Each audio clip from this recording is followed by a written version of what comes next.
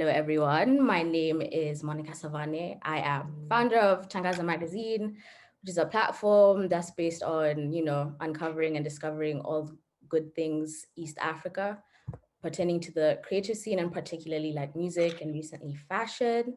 So this panel series is the first that we are doing called Daraja series. Daraja means bridge in Swahili. So that's our goal, creating spaces where we can, have conversations around creative empowerment and just bridging people who are like-minded from across the world. So hence we have this lovely room in front of us. So we could start off with introductions. I'm in the middle, so this is like weird. We can't go like left or right, but maybe if we do like Andrew and Benji at the top and then from Benewaah through to the left, we'll see how that goes. Benji, you're on mute. My bad. Yeah. I'm Benji. I'm co-founded Dionysian Artist Management with Andrew, who's somewhere around me in this. We started in college. We're working out of Brooklyn right now from our respective apartments. Cool. I'll pass it on to Andrew. I'm co-founder with Benji. We've been able to do this. We've been doing it. It was sort of a side hustle for 2 years on the side of school, and then finishing school, it transitioned into being the main focus. And then we graduated in 2019, and for the past 2 years, it's been like live and breathe every day, wake up, make coffee, figure stuff out. Cool. Benewaah. Hi, everybody. My name is Benewaah. I am based in Accra, Ghana, and I run a music platform called Harmattan, which curates alternative and emerging music from Africa and the African diaspora. And I also run a music marketing agency for African artists and global brands. Do a bit of music journalism and curated playlists for Apple and the like. So yeah, nice to meet everybody. Cool. Faiza. Hey everyone, my name is Faiza or Faye, depending on whatever rolls easier from your tongue. I'm a A&R executive based in Nairobi. I also manage Karun and Xenia, who are Kenyan artists on this side. Incredible R&B artists, if I may add. And I'm into like project management. My friends and I are kind of like setting up a label at the moment. They're like from across Africa, so that's gonna be really fun. And I've just, I guess, been in the music scene for like 2-3 years. I have through my company that I started called Nairobi R&B. We mainly specialize like in live events and live experiences in general. We've had some shows like Masego and Kamau, and it's been really fun, like bringing some alternative like sounds into East Africa and into Nairobi as well. So yeah, that's me. Nice to meet everyone on here. Cool. Melanie. Hello everyone, I'm Melanie McClain. I work at Secretly Group, and I'm a publishing A&R who really has a passion point of artists from the African diaspora who make alternative left-of-center music. Cool. Bryan.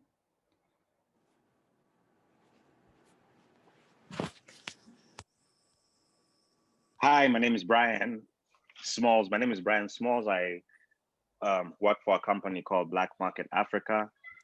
We are based in Nairobi. We consider ourselves global. I run a series of artist meetups and chats called Kelele Sessions. Separately from that, I run another series called Curate, which is a series of EPs. Ideally, we bring together producers and artists to work on an EP together, fully financed by us. We are set out to do 6 EPs a year. We are 5 EPs in. We've worked with Ecstatic, we've worked with Maya Amolo, we've worked with The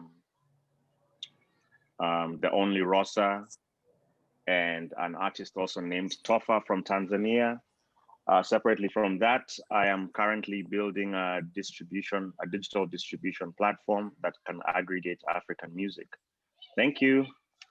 Cool. And finally, Mike. Good morning, or whatever time it is for everyone watching. My name's Mike. I'm currently based in Los Angeles, but I usually am in New York. Right now, I'm an A&R for Republic Records, and I work across a few projects on the roster, and then I'm also an artist manager. Thank you for having me. I'm excited to be here.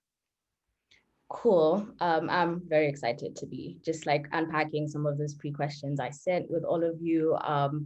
Sort of like as a description of this particular panel is just speaking about the importance of artists building their worlds and building their brands, because of course the quality of music is king. Like if you have trash music, you're not going to go anywhere. But just given how much music is released on a daily basis and how dynamic the industry has become and decentralized, it's increasingly difficult to, you know, properly stand out. So again, that's why we wanted to have a mix of like managers, A&Rs, people in marketing, so we could have a robust conversation around this. So my first question is, this is for everyone. Who are some artists that you guys are seeing that you feel like are doing it right in terms of having the good quality music, but are also building out like a strong world and a like compelling brand? I think from my end, an artist that I can confidently say encapsulates that is Amare from Ghana. Amare does pop infused Afro music, but it also has elements of, let's say, rap, for instance. And she has solidified her brand as a global artist, I should say. Her visuals are always on point, straight down to the fonts that she creates, the videos she does, her cover art, the clothing she's wearing, the artists she's collaborating with, brands that she's associating with, and just generally how she puts herself out there. I think for one thing, out of observation, I've noticed that for her, she's noticed the kind of music that she creates and the type of market that it would sell to. And so creates a space for them to not just listen to her music, but also be a part of that whole scene that she's creating. So yeah, my pick would be Amare. Cool. Y'all feel free to jump in with. I could talk. Sorry, I could talk about Burna Boy. This is somebody I've been watching very closely over the years, and it's clear that there's a very well thought out plan with regards to how his rollouts work. If you follow him on social media, he's actually owned a font of his own. There's very clear communication. He's done shows around the world, but I can never forget when he came to Kenya, and Kenyans really hated him for some statements he made. And I found that to be such a bold thing, because people who didn't know about Burna Boy got to know about Burna Boy. And for artists, when your personality shines out, then some people will like it and some people will hate it. But in his case, everybody was talking about it, whether it was for good or bad. So I think this is something that around the whole of Africa, I've seen that level of branding around Burna Boy is just like exceptional. It's out of this world. I'd like to add on that actually. So I know Burna Boy's team, and like they actually invest a lot of their money into like branding and making sure everything like is totally streamlined. I think it's also really smart that he has people that really know him around his within his camp. So his mother manages him, his sister does his design, he does everything that he wears, even the designs, the merch, and all that stuff. So I think it also comes from people really like his team really understanding him and what his style is, and like where he's meant to go, if that makes sense. So there are different pathways that they create in terms of marketing, in terms of like just visual presentation, and making sure everything kind of like connects and there's a narrative around everything that he is. And I think it also has a lot to do with his background. His mom used to dance, I think, for Fela Kuti, and his grandfather used to manage Fela. So there's like a lot of history, and yeah, I think for Burna Boy is very special. I just wanted to add that. No, I want to add on to it too. I think this is such a good answer just because it's like, you know, I live in New York City. And like I said, Mama Burna, like she's a boss, first of all. But number two, like when was it African Giant came out? Yeah, like, you know, the day it came out or the day after, like he had a release show like in New York City with DJ MoMA. And you know what I mean? And like, you know, like all the people that you think in New York City should be there were there. And like, you know, like legit, like when I walked out, this is when Jidenna was like in his, you know, his like I'm Nigerian, you know, last, you know, album campaign. Like, you know, you see him as kind of like, which you think should happen at a Burna Boy show. Like he, and not just like because it's Burna Boy, like, no, they were making those calls. And I think that's like having that team who's making sure like, you know, Judea, Tuma Basa, all these people are in the building, you know, DJ MoMA, like, you know, and make sure like the DJ doesn't always like has to be Nigerian. It's like, okay, when it comes to New York City, who is going to bring out the people who are going to further tell the story that it's been a year and a half, 2 years later. And we're like, remember that event? And like, I think that's part of that, like brand building, world building, like making sure like everyone else is advocating the world that you have, not just you. The right people are advocating for your world. Yeah. I feel that because I even heard remember that event as somebody that wasn't there. Like everybody was talking about that show. It was crazy. It was crazy. I know it was crazy. I wasn't even there. Yeah, it was crazy. I'm not gonna lie, it was crazy. Because like legit, it felt like, you know, like there was like standing on the couches and like, you know, all that type of stuff. Yeah. Get the sun. Yeah, I think Jidenna had a concert on that day actually, and then ended up going to Burna Boy. That's why. Okay, that's why he was late. Okay, I thought he was on time. I didn't. Yeah. No, that makes sense. That makes sense. Because I was like, well, then I'm like, hey, I'm leaving. He was like, oh, like, you know, like, yeah. But yeah, I guess I'll go now since I'm talking so much. If anyone knows me, this is obvious. My big Bree Runaway. I think she has like been like a star of 2020. I mean, she's been killing it for years, but I think she cemented it this year.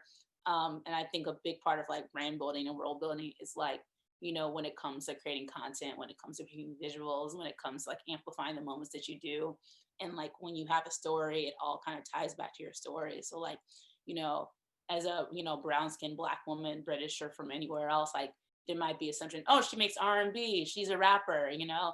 And like, she's like, no, I'm popping. And at the point, like, you know, different DSPs will be on social media saying like, you know, kind of playing the point, she's a pop star, don't say she's not, you know what I mean? And like, you know, like it just kind of tied together, and it was just really impressed. And I'm excited to see like, as she makes, and like, you know, Black women in pop in general, there's not enough, especially ones that are international, like, you know, like Scary Skies should have been our pop star, and like, you know, like she should have had a solo career.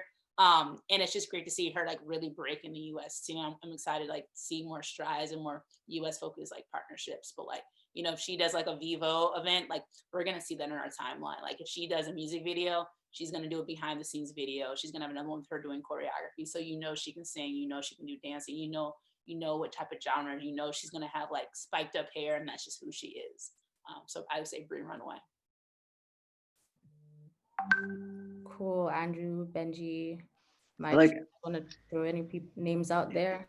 I like had made a short list of, because I wasn't really sure in terms of like a tiered system of like who to bring up. And Benji and I got into a conversation yesterday about like, you know, getting it right in building a brand and building a world. And the people that we came up with like a list of some artists. Like I think Tierra Whack has always done an amazing job from her first debut project coming out with a whole film to her singles have really great consistent cover art and they're really cool. I saw her perform. So Benji and I manage an artist who actually got to open up for her at a show in NYU, and it was like a really, it was like a college show, very like low key, not a lot of production value, but Tierra like completely commanded the crowd. It was unbelievable. It was like her music is so strong. her branding is so strong. The show is unbelievable. And then now the floor almost caved in, just to be completely. It was crazy. And now when you're seeing like, there's I think a lot of artists are taking this time without shows and without like the time during COVID to, I think they're being more reactive. And somebody like Tiara, I feel like I'm seeing her get proactive. And I just saw her, I'm like seeing her on TikTok, and like every 3 videos she posts goes totally viral because she's hilarious. And like that shines through. And it's just like her persona and who she is kind of coming through and through these different platforms that like she's utilizing. And she's not even, I don't think she's forcing it either. So I'll be curious to see like how like the next, like early 2021 into like probably rolling out her next project into hopefully probably touring like when there's a COVID vaccine. So Tierra Whack's a good one. And then I love Amine. I think watching him roll out his last project Limbo and seeing now that he's putting on a deluxe album on the 4th, like so Friday, and just somebody who it has like little tendrils in different spaces. Like he was on that Disclosure record with Slow Tie, so that's like a club banger. But also he also has like a feature from Injury Reserve on his record, which is like really like kind of underground. And it's just like, it's people who clearly they know who they are. They have a heritage that they're like ready to like share with people, and like those moments of truth sort of like shine through and cut through the noise. So that was kind of a long-winded answer, but those are 2 that I thought of. And he puts on for Portland so hard. The deluxe album is him with, so the like Portland I guess it's called Rip City, and he got a huge back tattoo that just says Rip City. So cool.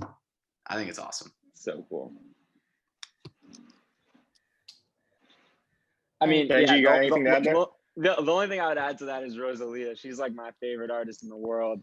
And I think she's one of, if not the best example of like letting the heritage shine through. You know, she's from Barcelona, classic flamenco trained artist. And I went to her show in Chicago and I cried. I mean, it was like seeing the Spanish opera, but also seeing, I don't know, like modern, like Spanish pop. She had like one of my favorite things about her live show, for example, that was just like the smallest detail, but I think meant everything as far as like letting where she came from shine through in the live show, was she had a 4-piece like section on stage with just microphones on their hands, like doing like those flamenco claps. And like to me that was everything. Like that pushed it over the edge. Just like she has that attention to detail that to me as a fan is just so important. And I don't know,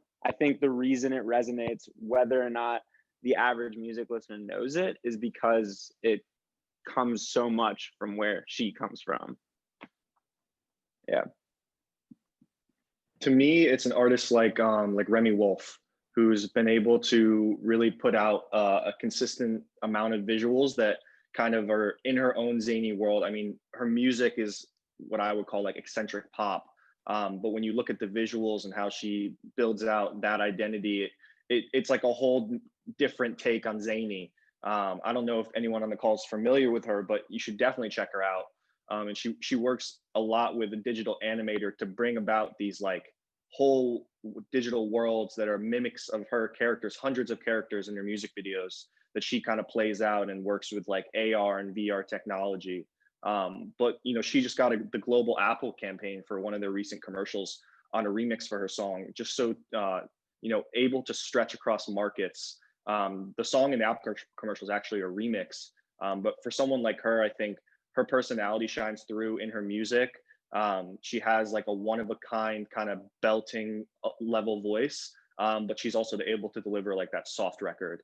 But either way, I mean, I think for someone like her and someone like just her being out of college recently and being able to connect to a global audience, I think she's made choice decisions to work with collaborators from markets. And then she's also made a good job of kind of drumming up noise. So people and tastemakers in different places are trying to find out more about her. Guys, and then just to bring it closer to home, I was going to mention an artist called Benso. If the Kenyans in the room, you'd be familiar with him, but I think what he does with like his Munchies Mondays, like a lot of what has come up is the importance of bringing out like whatever is personal to you and your personality and somehow extrapolating it to your music so you can like tap into your fans and allow them into your world. So for those of you who are not familiar with Benso, he does this thing on Mondays where he just like shoots the shit, but like is like eating, like because he loves food, and it's just like He's hilarious, high. and it's just like yes, and high, but it's just very like if you're a Ben Soul fan, it's just like being allowed into his world in this very unique way. Like in a lot of ways, like before I even started listening to his music, someone had sent me that and I was like, what is this concept? Like this is hilarious, what's going on? And that hooked me. And I was like, okay, let me check out the music. So I think that's an important factor, bring that your personality into it. So the next question I was going to ask, because each of you come in at a different point in like the chain of creating the music, whether you are the manager who's like stereotypically the first point, whether you're the A&Rs who are working with creating the music, whether you are the working in marketing and helping that come together, or whether you're putting it together like you do, Bryan, or distributing. So I had wanted to kind of talk through all those individual roles, and if you guys could speak on how you are working with the artists that are on your roster in terms of helping build out their brands. So we'll start with the managers, and then through A&R to marketing. Okay, I'll go first because I do a bit of both. Then I can finish that up. Yeah, so I manage Karoon and Xenia. And so first of all, this is new to me. let me put it out there. I have a background in digital marketing. So it's just a brand new world for me, or has been a brand new world for me this year, that I've gotten to be a part of and kind of like, grown with the artists. So and kind of develop new sounds with them and that kind of thing, because I also play the role of an A&R. So, and that's actually how I ended up managing both of them. So I'll say in terms of like management and like just building, the brand and audience and that kind of thing. With Karoon, I don't know if you guys are familiar with her, but she was a part of like a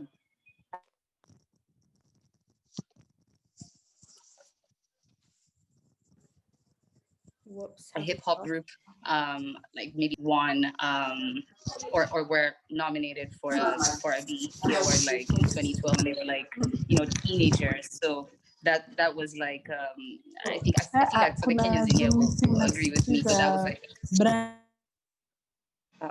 okay.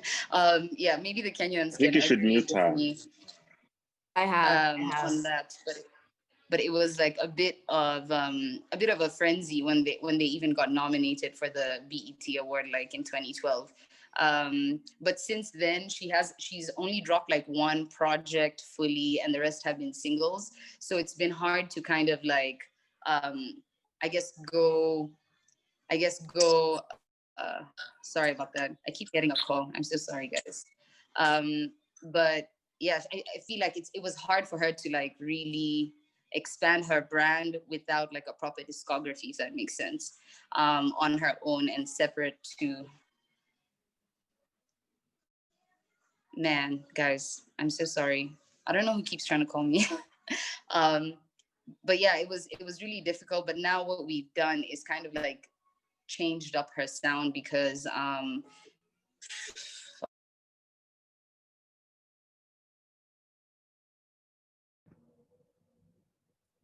fuck. Let me take this call real quick. Sorry, guys. Monica, can you hear me? Yeah, Can anybody hear? Yes. Okay. Do you mind just taking over real quick? We're Someone keeps all calling still, me. yeah, no, it's Yeah, okay. We'll just Benji and yeah. like Benji Andrew and can Benji tap can in. Yeah, jump because in. somebody else just Totally. yeah, somebody else can just jump in for now. I'll be back. No worries. No, we totally get it. I think for us, the process starts off incredibly creative. Like we'll go to an artist that we're working with. Let's say they want to put out their next project. We start with the concept. Like I think that brand can change. I definitely think there's like a theme that an artist will stick to like over the course of their career, but like the most fun thing to me about working in this business is changing like project to project, concept to concept. And like if they say they want the energy around this next group of songs to sound like this, then we say, okay, then what does that look like? And what does it feel like? Like what literally, what is the temperature? What are the colors? What like mood boards, all that kind of stuff. And then we go out, and this is pre even talking about putting out the music. We go out and find, okay, who can tell that story the best? Like who's gone and portrayed this, let's say, disco energy that you're going for the best? And who do we know that can do it at a really good rate? And like, we'll put together budgets and before we even get to like a timeline, it really comes down to like, what does it sound like? And then what do they want the world around it to look like? And then we go out and try and find those puzzle pieces that can help make that real. I don't know, Andrew, if you want to add to that.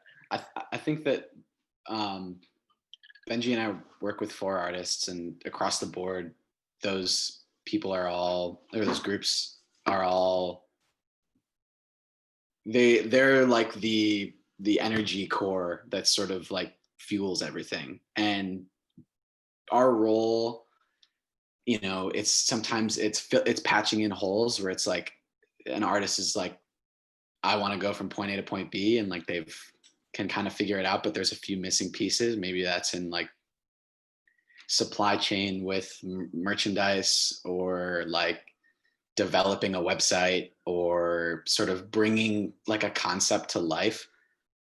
And I think like for us, like that's for me personally, I think it's most important if the managerial role is one that's like purely based off the assist. You know, it's we're sort of like the cleaners. Like we make it happen, and like we sort of wash our hands, and like it's meant for the artist. So that's like that's my philosophy on it. I don't know if you want me to go in any deeper, but I think I would ramble if I kept going. No, that's all good. And then just moving to Melanie and Mike, because you know you're both A&Rs, the sound is what is key. But I follow you, Melanie, on Twitter, and like one things I love about like your threads is how you are always putting on for artists who have this established world. Yes, the music is key, but there is something more beyond the music. So I was just curious, in both your roles as A&Rs, how important is that for you when you're finding an artist and you hear the music, but wanting to see more, wanting to know whether or not they have a vision, and then what role, if any, do you like play in that process? Yeah, first of all, thank you. Yeah, I mean, I guess for me, it's kind of like, that's like, I think some people are like, you know, like some people are really data people. I'm not a data person. I seek out like someone who already has built that world, or to me is kind of like me or their management or the artist has a vision of like, okay, if the world is 360, they have like this much figured out, and then we got to figure out the rest of the 360, you know. But the same point is kind of like, even if the artist can't like, you know, like visualize it all fully, or like, you know, say it out loud, it's an understanding what the rest of that world is. And there's a point of view that like, you know, across, like I'm really into world building artists from around the world. So, you know, literally wherever they are in the rest of the world, like, you know, I can put them on a playlist literally next to other people, but I can't think of anyone who's doing exactly the same thing. And that's really, really important to me, that like, I can say you are like in this like solar system, you know, and I can refer to this person. And then I usually sometimes like before I sign an artist, I'll literally like, hey, this playlist is inspired by you, like take this gift. And I think when it comes to me as an A&R, I think it's about like thinking globally, building that out. So whether it's like me sitting down with PR companies, whether it's me sitting down with other distro companies, and then obviously when it comes to actually doing my job, when it comes to like setting up sessions and assisting our sync and licensing team, since I'm in publishing, it's about like, for example, I have this one artist who is an alternative Black guy who has a jazz background, and his family is really well known in the jazz scene in Memphis, and he plays saxophone, and like he's played with everyone from like Frank Ocean to Maxwell. And I'm really passionate about like the South London jazz scene right now.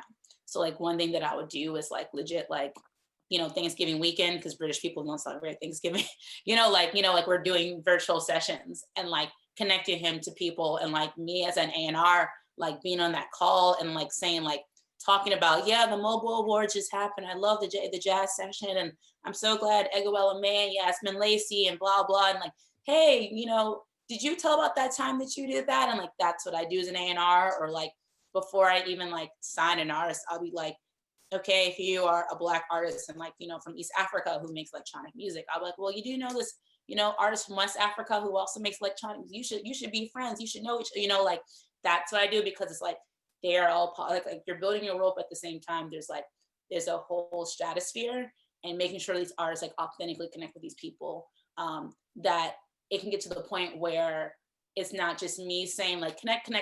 It's like they're like, hey, guess who I connect to, who I connected to too. And basically it's them passing me the ball, and it can be a music supervisor, it can be a collaboration, it can be whatever it is, and I can pass that to my sync team.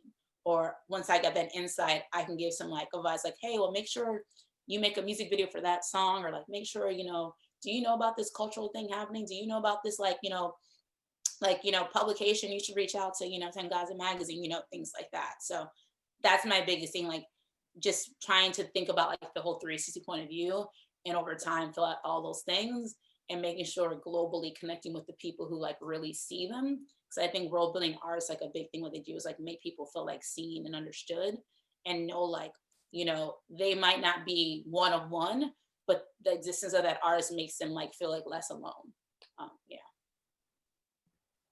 And I think largely, musician, oh, anything. go ahead. Yeah. Are you done? Yeah. Oh, perfect. Cool.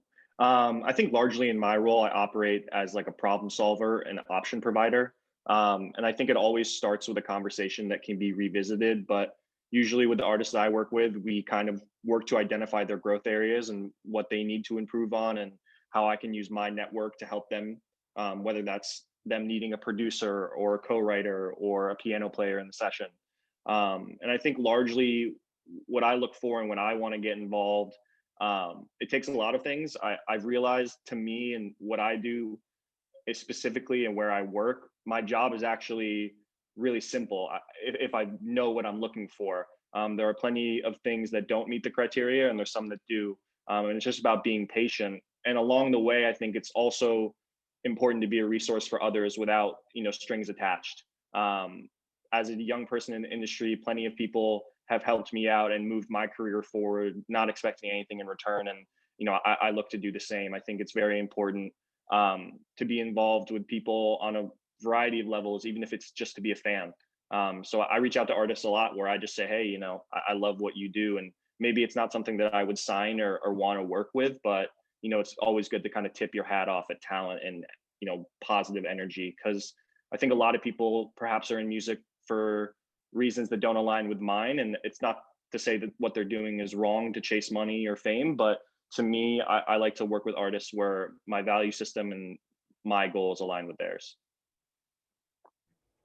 Cool. And so just bouncing this to Benewaah, in your role at like Rain Labs, and then also at Harmattan Rain, because you're receiving like press releases and stuff, and people are pitching to you. So, what is it firstly that's like piquing your interest when there's like stuff coming your way?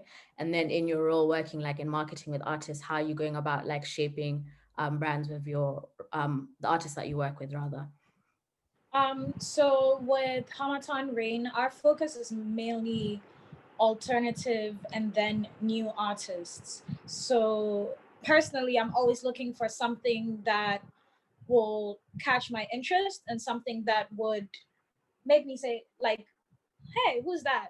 I usually listen to like music on a loop. So if I click out of my window to go and look for like who is this person, then you've caught my interest because it's like this is different, this sounds new.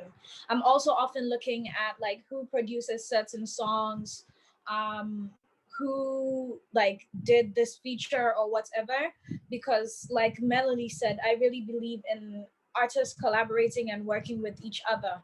Like if you are in one part of the world where the music you're making is completely different from what is accepted or what is like loved by everybody, but in another completely different part of the world people love that, and I have come into contact with another artist who does something similar, and I feel like you guys could work together.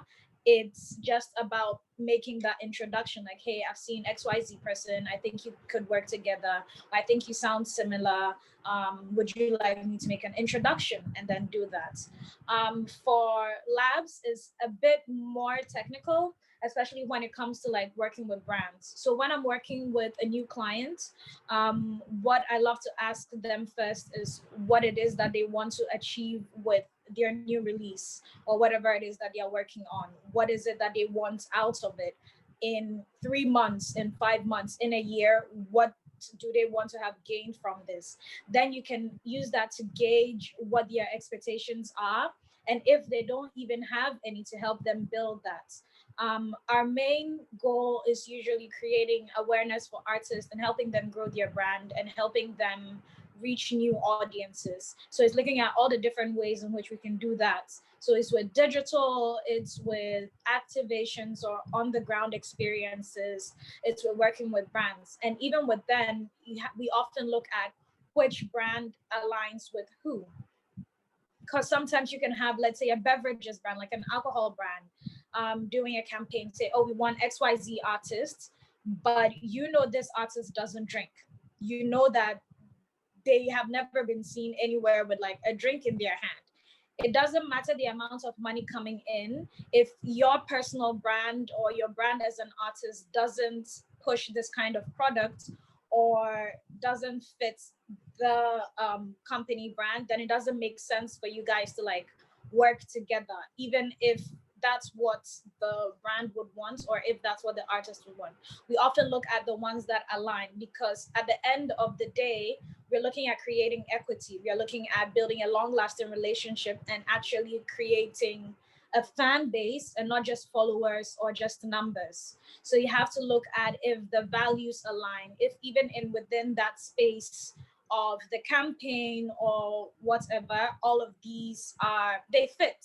So is the artist's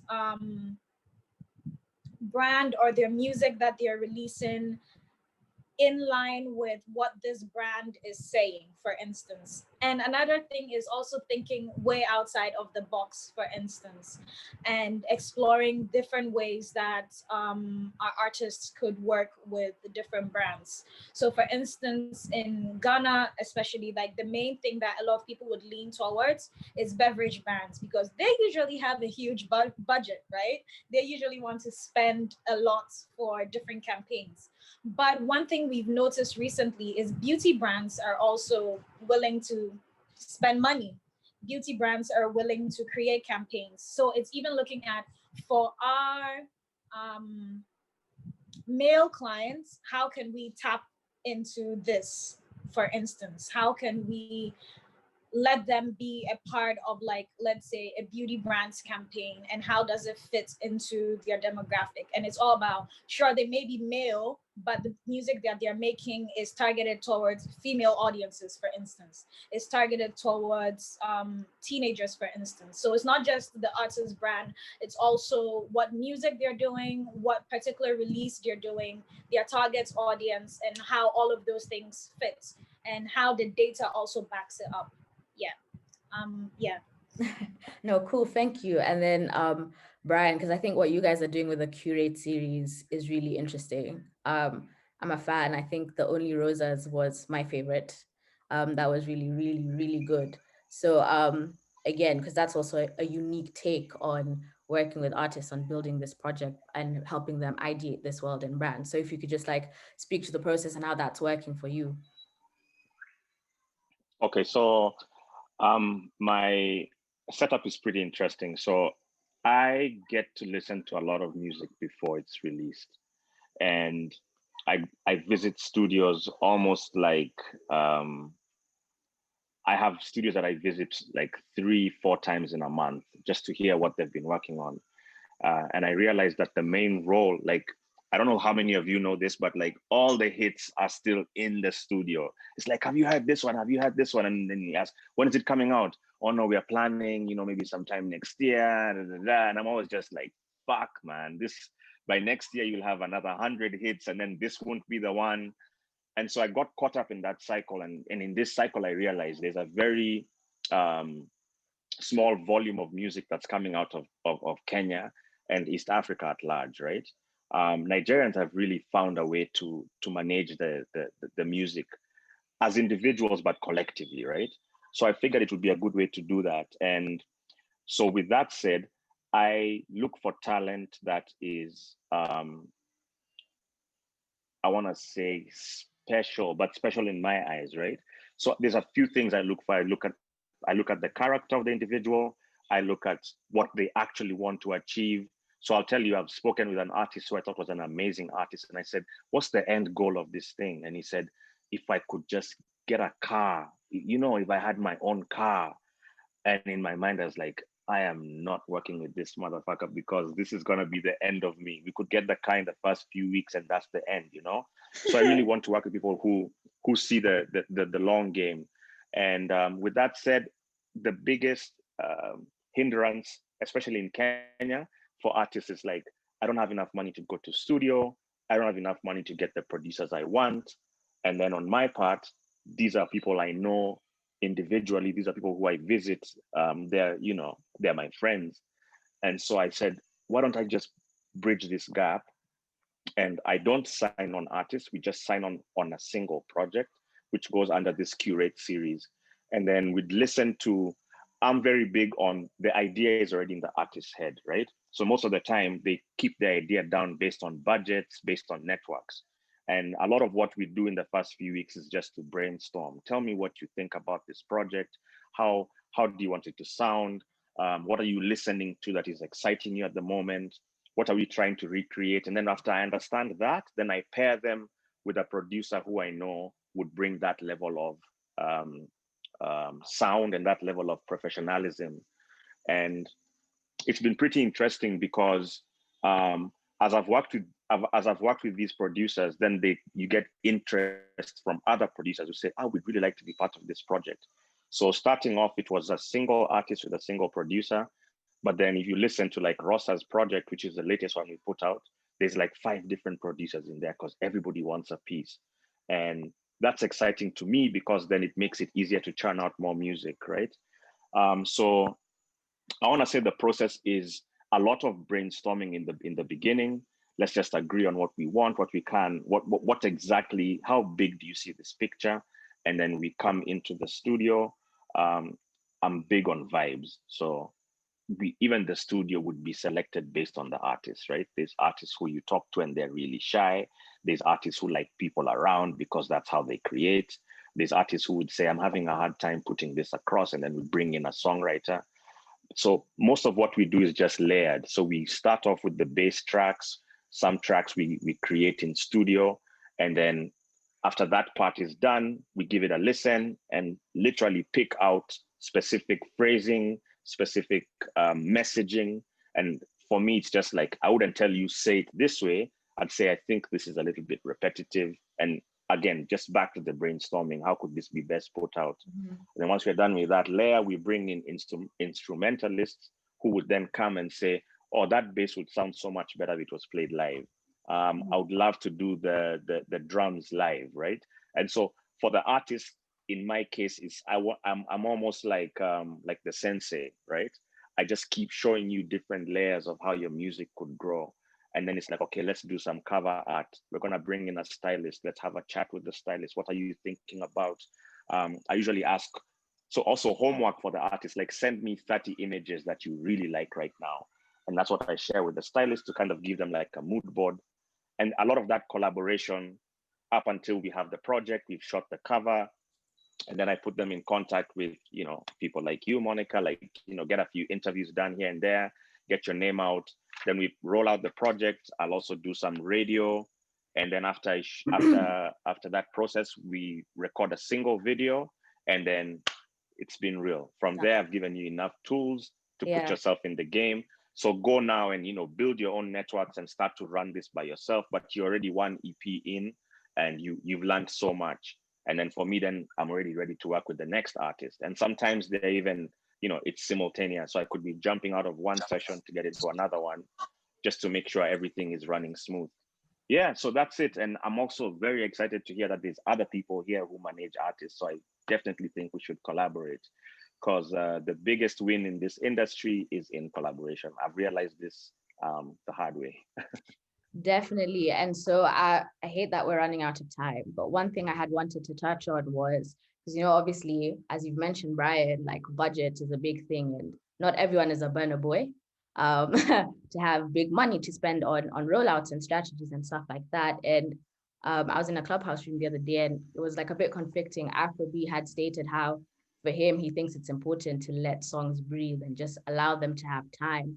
Whereas someone brought up Mr. Easy, and they're like, well, Easy will just drop like mad projects at one time, and it's like, flooding the system. So I was just curious to hear from you guys what your rollout strategies are that like you recommend for artists. Obviously, it's case dependent, but just for advice to like any artists in this room or the ones who would tune in when it's put up there in terms of the key bits of putting together your rollout campaign around a release, or some of the stuff that you've seen that you think, yeah, this person, they're getting it right.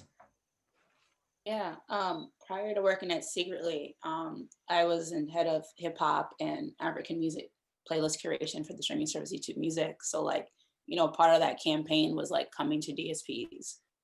So you'll see the people who are like coming, you'll be like a Wednesday, we're putting this on Friday.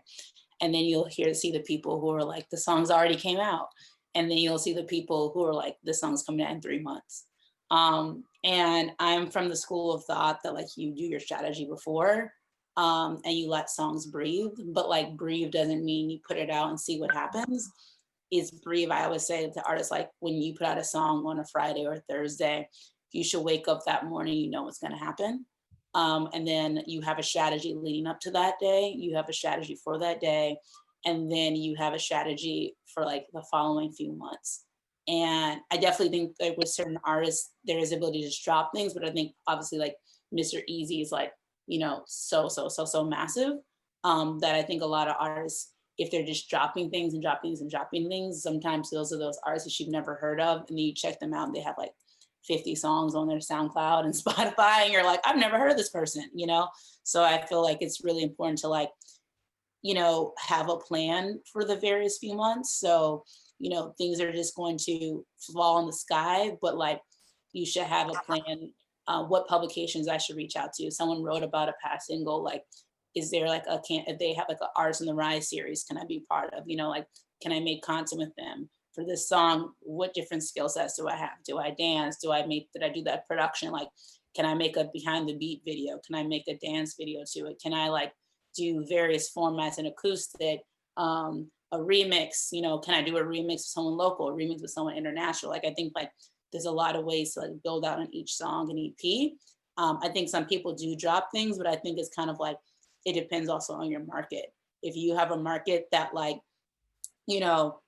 someone like you and you're part of the community, even think that you do, they'll see, yeah, but like, if you have not built that like hungry fan base yet, I recommend like you make a strategy for before it comes out, the day it comes out, wake up in the morning, what's going to happen, as well as for at least like, a month and a half out, and then just keep it going. Because a lot of the songs that I've watched and like, especially at YouTube, I support it month and month and month. It's like, you have to know there's people at these streaming services who are rooting for you, and they want to give you different like, foundry programs like YouTube has. Like, they want to give you these programs, but it's not because they think you're great. It's not because they think you're talented. It's because they think you're going to hit a certain benchmark in the future. And if they think you're talented, but like you're not hitting that benchmark in the next, quarter, you're not going to get that campaign and that partnership in 3 months, because you're great, but like you got to make sure like if they make a documentary with you, they want people to see it. They want you to push it. And like, that's the best way that you can prove that. Make a documentary 3 months before, you know? Yeah. I totally agree. I think that there's like a gap between hard work, which is down here, and raw talent without hard work. And that will always be closed by people who are organized, people who are willing to make content, people who are willing to, you know, constantly give things to their fan base and grow their fan base like brick by brick every single day. And that will always pay dividends. So I totally agree with you, Melanie. Yeah, and it's one of those things, if you're gonna drop something every week, make content. You know, it's kind of like, I feel like, well, I drop a song every week, and I'm like, why don't you make content every week for that one song? Yeah. Because it's kind of like, guess what? If you're not famous yet, every week there's gonna be new people hearing about that song. And rather every week hearing about the same song, going back to that one video or like that one Spotify song, and all this content and like, you know, content idea on YouTube. Like look at like Holiday by Lil Nas X, you know? He did like, you know, that's another world building knowledge. Like he did the Roblox thing. He just did like behind the scenes video. He probably is going to do more content. It's all going back to revenue to one song. Like he's not thinking of like, I'm going to do a whole bunch of holiday music. No, it's to one song, you know, like, yeah. Yeah. I also think all the people that are in here that work at bigger companies than us could probably speak on this better, but like on the note of hard work versus raw talent, there also comes a point, I think, in a release cycle where like no amount of money is going to change a song that's not connecting, you know? Like there's only so much you can do on that front if you haven't put in the legwork, if you haven't done the peer-to-peer marketing, if you haven't gone and evangelized fans. All the things Bryan talked about were based on like his connections with those people and relationships. And like, I think one of the biggest misconceptions about this like digital world is that it's proactive and that it puts you on, but I think it's more so reactive. And that's why we're always focused on like trying to build the story offline, because the gatekeepers online, that's where they're looking to make it all happen. Yeah, build it and they will come. It's kind of how Benji and I operate. Like they're Case in point. Yeah. What was the original question about, like about building out a campaign?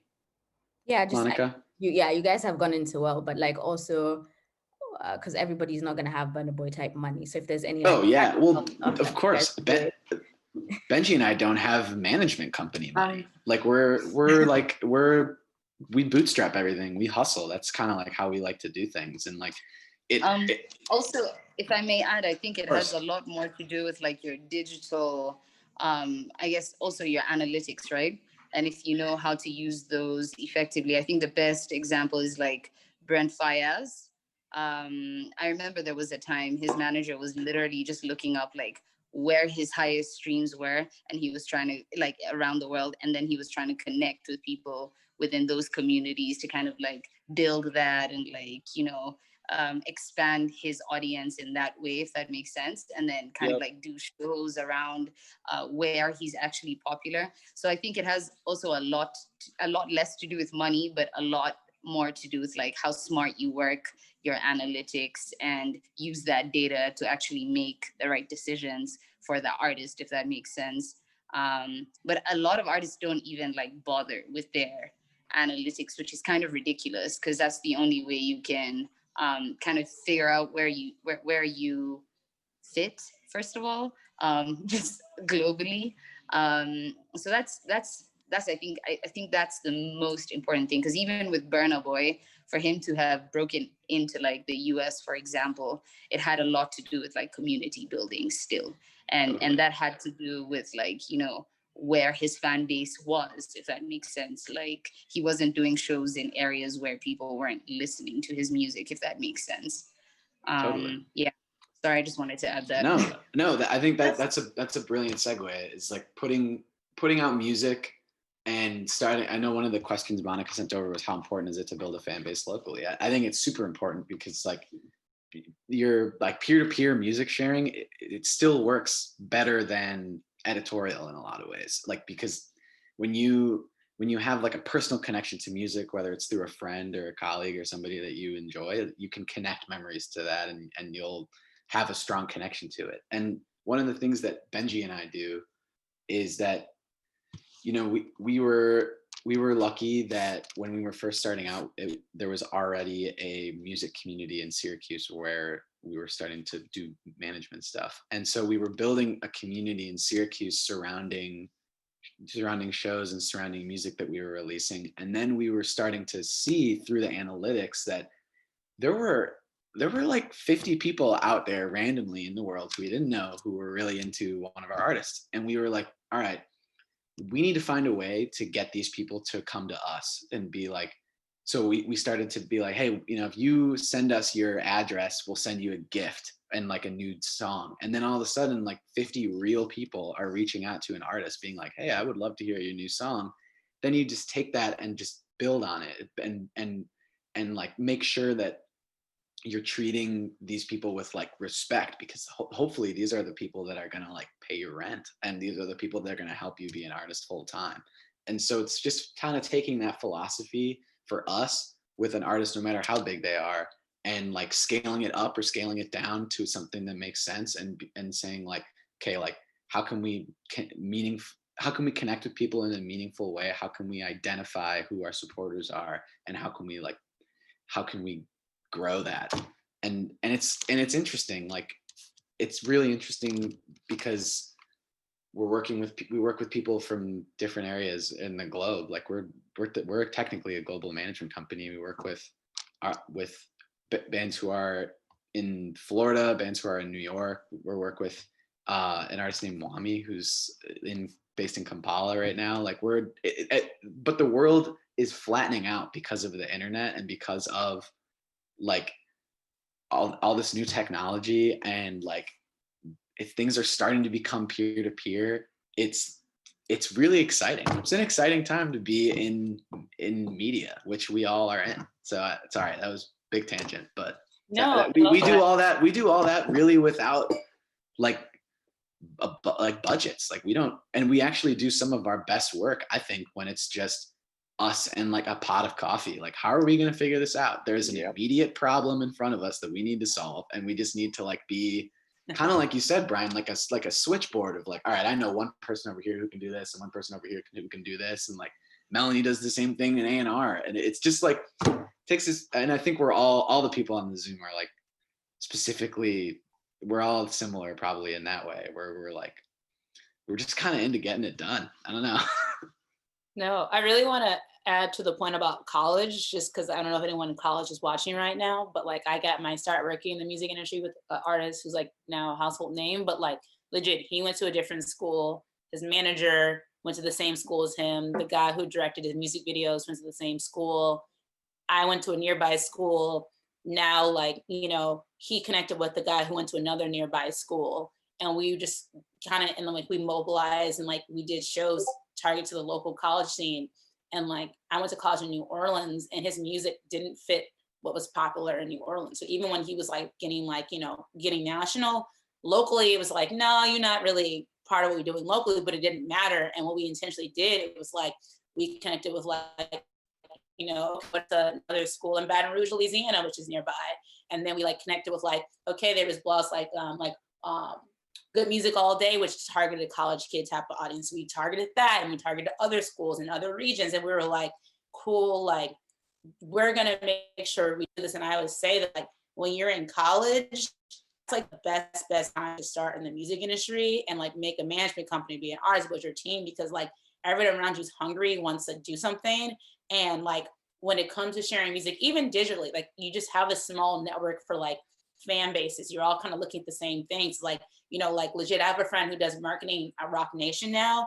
I became friends with her when I lived in Nashville, who went to Belmont, because like she was the knowledgeable person on campus. Like she was a rapper, you know what I mean? And it's like, you know, it is a lot of people you'll see in this industry, like they got their start in college because like that's where you build that community. So I just want to encourage anyone watching, like if you are young, like start now, because like this is a good time to find your people. Because when you're old, when you're out of college, like it's like you're like on the internet, like, hey, anyone to the same thing as me? Anyone to go to this concert with me? But like legit, you'll make friends in college, because like when outside was open, you'll go to a concert and like, oh my God, I see people who go to my college here, and those can become your friends and they can become your business partners, because like they both like, you know, Monsoon or whoever it might be. Yeah. No, cool. Just I don't know if anyone has Hold like on, oops. it's so reassuring to hear this because I work with artists who are in university and okay, well, that's college, I guess. And I always tell them I meet very few people in my day to day, right? But when you're in campus or when you're in uni, like you meet thousands of people, you walk past them, and I'm always like, well, contrary to what we've been saying here, for me, I'm like, just flood the market. If you could do a song a month, just keep it going until everybody in your university knows you. And then they'll want to play it for their friends when they do their meetups. And then those friends will play for other friends. And you start to create a nice community that's just vibing to your stuff. And I'm also really big on building a catalog, right? So there's artists who I find and then I go back and it's like, oh my God, this guy has 4 EPs out already. I'm going to start to listen to all of them.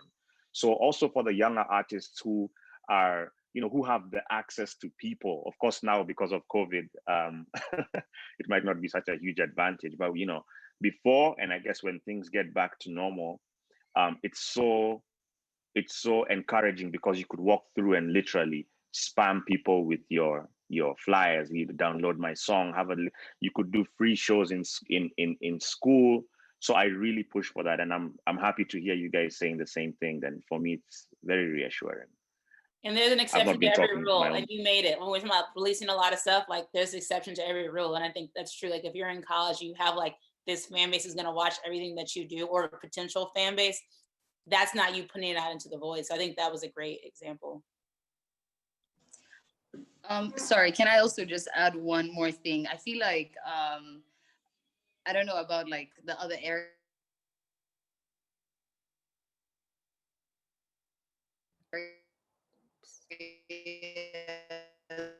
of the world that everyone's Oh man, Faye, your connection's cutting out a little. I thought I was tripping. from, but like I noticed with Xenia, CMG in the US. My God, what about now? Can you hear me? Am I back? Yes, you are. Yes, you are. Okay. Sorry, I was just saying like with Xenia, for example, because she's signed to like UCMG as a writer for them, and she's kind of like gotten into the space where she can write music for like Tiana Taylor and a bunch of other people. Um, it's become so much easier for her to establish herself here because she went to university in Berkeley and got these opportunities in the States. But then she dropped like an EP and then came home. And I think it's been a year so far. She hasn't dropped anything else, but she's done so many significant like features with like really big artists on this side. And that's kind of like developed her profile. And I feel like that's something that I kind of like discovered over the pandemic because obviously I wasn't able to do like shows and that kind of thing. And that's when me and Karuna and Xenia started working together. But what I noticed then and have put action behind is trying to find like songwriting opportunities for them and that kind of thing. And so far, like they're writing songs for like Van Jess and like Normani and that kind of thing. But that only also came about when we were able to kind of like make connections between the East and West in terms of like just music in general. There's always this weird rival in like Africa, and I don't know if I'm the only one that knows about that, but like or acknowledges it. But there's always this like East and West kind of like drama where like us as East Africans, we feel like we're not necessarily fully supported by West Africans. And the same just like works both ways. Although on this side, we just play a lot of like Afro beats and West African music. But it took kind of like me coming together with like Thames's management on that side because we're focused on like R&B sounds and kind of putting our heads together and then opening up our contact list to each other. And like a lot has happened. I could say even a lot more than they had done like last year has happened in like 6 months just because we opened up our contacts to each other and offered these opportunities to each other, if that makes sense. So I just wanted to add that this is a great like way of that was a great way for us to like connect both worlds, if that makes sense, and create opportunity outside of just like being an artist and making your own music, if that makes sense. Which has helped like everyone. Oh my God, guys, I'm so sorry. No worries. But yeah, we're like over time. I wish we had like 3 more hours because this has been a great conversation. But thank you guys